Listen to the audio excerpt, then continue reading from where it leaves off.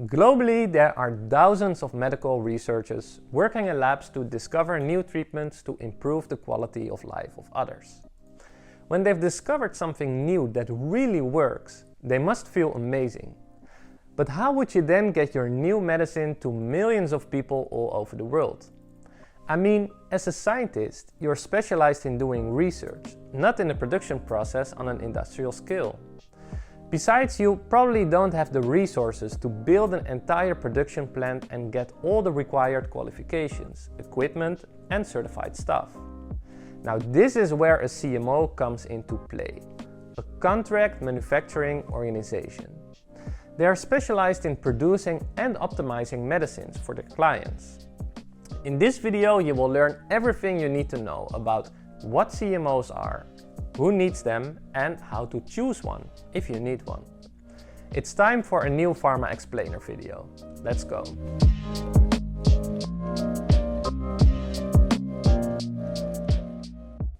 On our API platform Pharmaoffer, we deal a lot with API suppliers. Many of these suppliers also act as a CMO. And that made me curious and made me want to know more about the world of CMOs. For this video, I'm working with Yan Kugel, the director of Qualistery, where they provide engaging online GMP education courses. The world of CMOs is new to both of us, so we've invited these two experts to better understand the role that these companies play in the global supply of medicines. So let's start at the beginning. Who are those CMOs? Thanks for the introduction, Ammar. And a good question. Who are those CMOs? You're probably familiar with the big names in the pharmaceutical industry, such as Pfizer, Johnson & Johnson, and Roche. But have you ever heard of Lonza, Glad, and Catalent? Those companies are part of the $110 billion CMO market, which continues to expand rapidly. You're most likely not familiar with most CMOs because they're like unsung heroes. They manufacture the drugs, but you won't find their names on the label. Why is that? Because they don't own the proprietary rights for the drugs, and sometimes that's also how they prefer it. They get hired by small startups, research organizations, and even big pharma companies like J&J to manufacture the drugs for them. But not all CMOs are the same. What different types of CMOs are there? You will find many different letter combinations out there. CMO, CRO, CDMO. What they all have in common is that they provide their services to other companies in the pharmaceutical industry on a contract basis.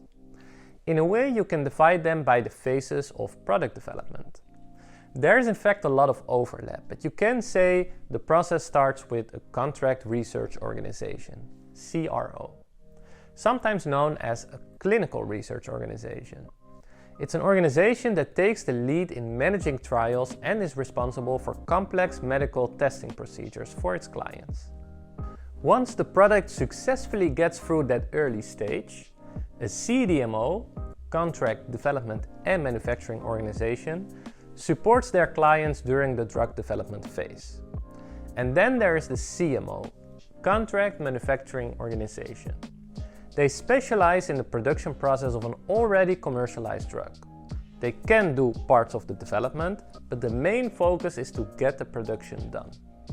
This is just one way of dividing them, but you can also divide them by product groups, for example by APIs, vaccines or ointments. Another way is to separate a CDMO by their focus on discovering new APIs and chemical entities, or rather focusing on producing a generic version of a drug after the patent on it has expired. How to find the right CMO for your project? When you search for the right CMO for your needs, you should carefully evaluate them and ensure that the CMO can provide you with the right package. I would pay a visit to the FDA website and check them out for warning letters. Maybe get an impression on their quality culture. Many times what customers or small or also the large pharma companies do when they look for a CDMO is they go and they do an audit. Various CMOs may provide different levels of services regarding formulation, blending, coating, analytical services, packaging, sterilization, and shipping. The first thing you need to do when choosing a CDMO or a CMO is making sure that they have the right experience and the expertise to handle your product. Secondly, take a tour of the facilities and evaluate their equipment, procedures, and staff. You can also check what people know about this particular company within your network, or perhaps even contact their clients to learn from their experience. Finally, yet most importantly, can you see yourself dealing with those people for many years to come? Sometimes it comes down to pure gut feeling. Good communication, mutual understanding, and support is vital for this partnership. We have asked Philippe about his thoughts on that matter, and that's what he said. I always say to any of our partners, both of us, and I always say both of us have to feel comfortable, because comfort level on both ends, it's important, because in the end, in a successful project, you stick together for many, many years. How do CDMOs make money? Well, Jan, this depends on what the CDMO makes and what type of company they are. Some companies will charge per batch or weight, such as a price per kilogram. But you can also think of a construction where rent is paid for the manufacturing site, or a fee for development cost and quality services. When a CRO is involved in discovering the product, they can also charge a fixed percentage on the profit. Sometimes the contracts are so big that a CMO will even build an entirely new plant, dedicated to just that client. So what does the future hold for the CMOs? Well, trends are very positive, and analysts predict that the CMO market will increase by almost 50% by 2025, reaching a global value of $162.1 billion.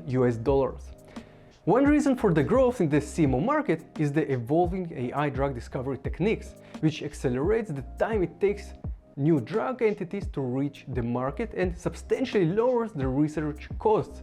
This means that new manufacturing capacities will be in high demand as such technologies evolve further. In conclusion, when contracting a CMO or CDMO, you will have the peace of mind to get the necessary support with the regulatory aspects. You will have to worry much less about scaling up, establishing GMP-compliant processes, and having the proper regulatory approvals. CDMOs are highly experienced in creating compliant and effective manufacturing processes, and they will have your back. On the other hand, you get dependent on another company. You have to ensure that everything like intellectual property, quality, costs, and data security are covered in your contracts. One thing is for sure, CMOs are essential in the chain of the pharmaceutical industry, and they're here to stay.